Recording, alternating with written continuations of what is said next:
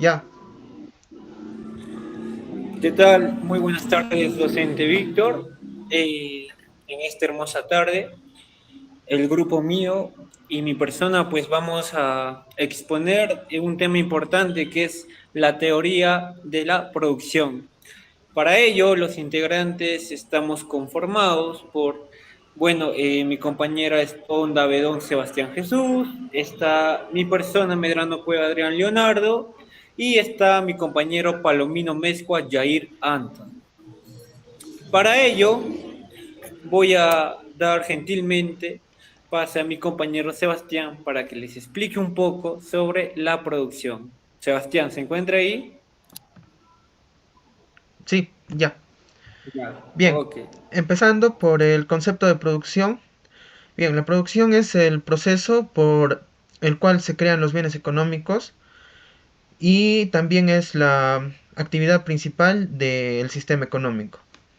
Siguiente diapositiva, por favor. Bien, el proceso productivo. Acá el proceso es de cómo se llega de la materia bruta a un producto final, pasando por etapas como la extracción, que es pasar de la materia bruta a la materia prima, la transformación, que es pasar de la materia prima al insumo, y la elaboración, que es pasar del insumo al producto final. En este proceso se da un incremento del valor agregado en la materia bruta, de la materia bruta al producto final. Se incrementa el valor agregado, ¿no? Siguiente diapositiva, por favor. Bien, tenemos a la función producción. Esto es una pequeña fórmula, ¿no? Que es el nombre técnico de la relación entre la cantidad y los distintos factores que se necesitan para tener, ¿no?, la máxima cantidad de producción. En este caso, la fórmula está representada por Q, que es la producción, y que va a ser igual a una constante por la cantidad de recursos naturales representado por la N, la cantidad de trabajo representado por W y la cantidad de capital representado por la K. Esta función varía, ¿no?, si va a ser a corto o largo plazo, pero este ya es un concepto que ya les van a explicar más adelante otro integrante del equipo, ¿no? Ahora, para dar paso a mi compañero Yair, que les va a hablar sobre la productividad. Yair, ¿estás ahí? Sí, aquí estoy. Bien, comienza con la exposición. Bien, continuando con la exposición. Bien, antes de empezar, no debemos confundir con lo que es el término de producción y con lo que es el término de productividad. Son muy diferentes, ¿no? La productividad viene a ser el rendimiento eficiente de cada factor de la producción, los cuales son naturaleza, trabajo, capital, empresa, Estado, en especial el trabajo, ¿no? Dependiendo principalmente del nivel tecnológico para generar mayor cantidad de bienes y servicios a menor costo, más que nada, ¿no? La productividad se puede calcular de la siguiente manera, lo cual está detallado aquí. La producción obtenida o la producción total sobre el número de factores utilizados. Bien, pásalo, por favor. Bien, ahora pasamos a los factores que influyen más que nada en la productividad. Ahí tenemos lo que es la tasa de desarrollo técnico. Se refiere más que nada a la velocidad o ritmo al que la tecnología se desarrolla, mejora y se implementa en la sociedad o en una industria específica. Como segundo tenemos a la capacidad administrativa. Se refiere a la habilidad de una organización, institución o individuo para gestionar eficazmente los recursos, coordinar actividades y tomar decisiones que permitan más que nada alcanzar los objetivos estratégicos establecidos, ¿no? Como tercero tenemos la situación de los trabajadores. Más que nada está relacionada más que nada con su productividad, diversos factores que afectan el bienestar, las condiciones laborales, la motivación de los trabajadores, que pueden impactar de forma positiva o negativa en su desempeño productivo. Como último tenemos a los cambios intersectoriales. Se refieren a la transferencia de recursos ya sea capital, trabajo, tecnología, entre sectores económicos como la agricultura, la industria y los servicios. Bien, pásalo por favor. Bien, ahora tenemos lo que es tipos de productividad. Ahí tenemos lo que es la productividad total, lo cual es la máxima cantidad de producto que se puede obtener al utilizar completamente el factor variable que va a ser el trabajo. La función acá tenemos, o la fórmula tenemos, lo cual es la productividad total es igual a la función del trabajo. De ahí tenemos la productividad media, lo cual es la cantidad del producto que se obtiene en promedio por cada unidad del factor variable, ¿no? Lo cual es el trabajo. Su fórmula es la productividad media va a ser igual a la productividad total entre la cantidad de trabajo o el trabajo. De ahí tenemos a la productividad marginal, lo cual expresa la variación del volumen de la producción al incrementarse el consumo en una unidad de algún factor variable en el proceso productivo, lo cual la fórmula para calcular es la productividad total 2 menos la productividad total 1 entre la cantidad de trabajo 2 menos la cantidad de trabajo 1. Bien, acá tenemos un pequeño ejemplo, se podría decir, lo cual el factor variable va a ser el trabajo. ¿Cómo calcular la productividad media? Teniendo en cuenta, agarrando el punto que es la cantidad de trabajo va a ser 2, la productividad total es 25. Para calcular la productividad media, solo va a ser dividir más que nada, eh, va a ser 25 entre 2, va a ser 12,5, lo cual eso va a ser la productividad media, ¿no? Y la productividad marginal va a ser más que nada la productividad total 2 menos la productividad total 1, lo que va a ser 25 menos 10 va a ser 15. Y la cantidad de trabajo, lo cual es 2 menos 1, va a ser 1, lo cual la productividad marginal va a ser 15. Pásalo, por favor. Bien, ahora pasamos a la producción a corto plazo. Se llama así al periodo en el cual las empresas pueden ajustar la producción alterando los factores variables, como las materias primas, el trabajo, pero no los factores fijos, como el capital. Significa que en el corto plazo la empresa tiene dos clases de factores, lo cual es factores fijos, los cuales son aquellos que no varían en cantidad cuando cambia la producción, ya sea el capital y la naturaleza son los factores fijos. Eh, un ejemplo sería el alquiler. Por ejemplo, el costo del alquiler de una oficina o de una fábrica o local comercial se va a mantener constante independientemente de la cantidad de productos que se fabriquen o vendan en ahí, ¿no? En ahí. Otro factor fijo sería los sueldos y salarios.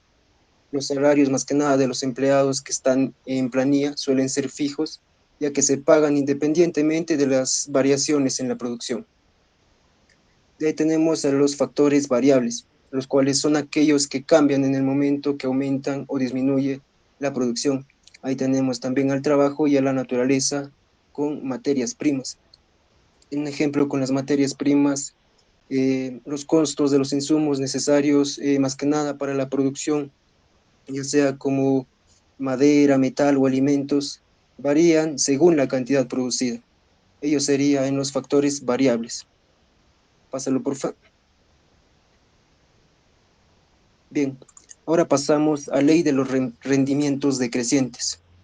Esta ley utilizada por David Ricardo para explicar y justificar la liberación del comercio, donde señala que en la producción a corto plazo existe factor variable y fijo, como ya lo hemos visto anteriormente, donde también señala que existen tres etapas o tres fases, ¿no?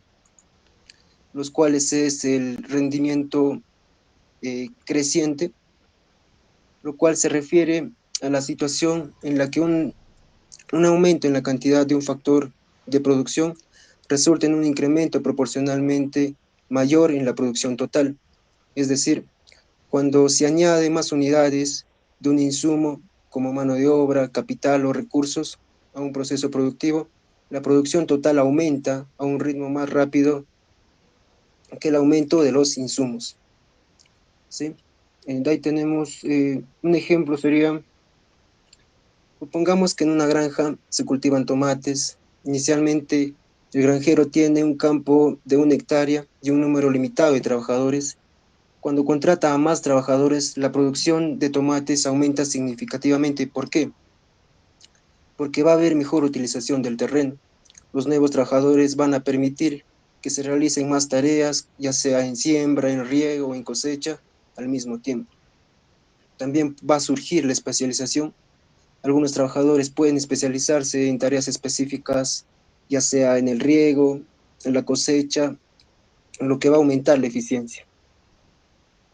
Tenemos el rendimiento decreciente. Es la disminución del incremento en la producción o rendimiento a medida que se añade más de un factor de producción, manteniendo los otros factores constantes. En otras palabras, después de un cierto punto, añadir más insumos como trabajo o capital a un proceso productivo resulta en un aumento menor en la producción. Ejemplo, en una granja que cultiva maíz, supongamos que inicialmente hay 1 hectárea de tierra y el agricultor decide plantar maíz. Si añade más trabajadores, la producción de maíz aumentará significativamente. Sin embargo, a medida que sigue añadiendo más trabajadores a la misma hectárea, llegará un punto en el que cada nuevo trabajador aportará menos al rendimiento total, ya que el espacio y los recursos van a ser limitados. Y por último tenemos el rendimiento negativo, lo cual se refiere a una situación en la que aumentará la cantidad de un factor de producción, resulta en una disminución del rendimiento o de la producción total. Un pequeño ejemplo sería, pongamos una fábrica de muebles que produzca sillas. La fábrica tiene capacidad para operar de manera óptima con 10 trabajadores. Si la fábrica contrata a 10 trabajadores, la producción va a ser de 100 sillas por semana. Sin embargo, si decide contratar a 5 trabajadores adicionales, llevando en total a 15 trabajadores, puede ocurrir varias situaciones. Una de ellas va a ser la desorganización. Con más trabajadores, la fábrica se vuelve desorganizada y no todos tienen suficiente espacio o tareas que realizar, ¿no? Ello sería con el rendimiento negativo. Pásalo, por favor. Y por último tenemos la producción a largo plazo. Es un periodo suficientemente largo en el que pueden ajustarse todos los factores, incluido el capital. En el largo plazo es posible la adquisición de grandes máquinas, edificios y todos los factores que son variables. Los factores variables van a ser naturaleza, trabajo y capital. Bien, con ello he concluido. Voy a dar el pase a mi compañero Adrián para que continúe con la explicación. ¿Qué tal? Muy buenas tardes. Sí, bueno, continuando. Voy a hablarles un poco sobre la evolución histórica de la producción. Para ello vamos a basarnos desde cómo inició, ¿no? Tal vez no llegar a un punto eficiente 100%, pero ya un poco resumido para poder entender. Para eso vamos a empezar con la producción cerrada. Y esto se dio más que nada en la edad antigua. En este entonces, este periodo de la economía no existe un intercambio de bienes, sino que cada persona producía para el consumo de sus miembros de la comunidad. Eso es lo que nos da a entender lo que es la producción cerrada. Luego vamos a pasar a lo que es la producción agremiada. Acá pues va a surgir en la Edad Media. Se caracteriza porque la producción estaba destinada a determinados clientes, ¿no?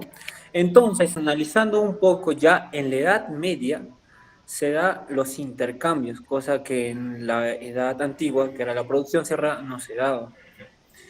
Y aquí el productor pues ya vendía sus productos, ¿no? Lo que es al consumidor y así pues podía satisfacer sus necesidades en ese entonces. Ahora vamos a pasar a la producción manufacturada. Esto va a surgir en la edad moderna. Aquí pues va a surgir también lo que es la división del trabajo, tal como pues la conocemos. Aquí la producción no se va a basar en solo satisfacer las necesidades de las personas, ¿no? También se va a basar en el comercio y en el intercambio de bienes con la moneda. En este caso, poniendo un ejemplo, tal vez en la producción agremiada había trueque y el bien se intercambiaba con lo que es un intercambio directo, pero acá con la existencia de la moneda ya pues vemos que es un intercambio indirecto, cosa que va a facilitar más rápido que se haga el intercambio. Para ello vamos a pasar con la producción industrial, fabril. Aquí se va a desarrollar y se va a caracterizar varias empresas como son Toyota, Sony, etcétera, el maquinismo y grandes fábricas. Aquí las producciones se van a dar a gran escala. Bajo esa producción también se va a dar lo que es la explotación del salario, cosa que eso va a traer muchos conflictos, como los paros, las huelgas y entre otras cosas más que hacen pues los trabajadores, ya que en ese entonces no se van a sentir satisfechos con la paga que se les estaba dando, porque lamentablemente pues se les estaba explotando. Luego vamos a pasar a lo que es al producto flexible. Acá en los últimos años, pues se va a observar claramente una tendencia en los mercados mundiales, ¿no? Con una demanda más cambiante y exigente en cuanto a estándares de calidad. Acá los productos que son productos finales van a buscar tener más calidad en el mercado laboral. Y esto va a impulsar a que las empresas sean más progresivas, que sigan pues creando más y bienes, pero cada bien tenga un poco más de calidad.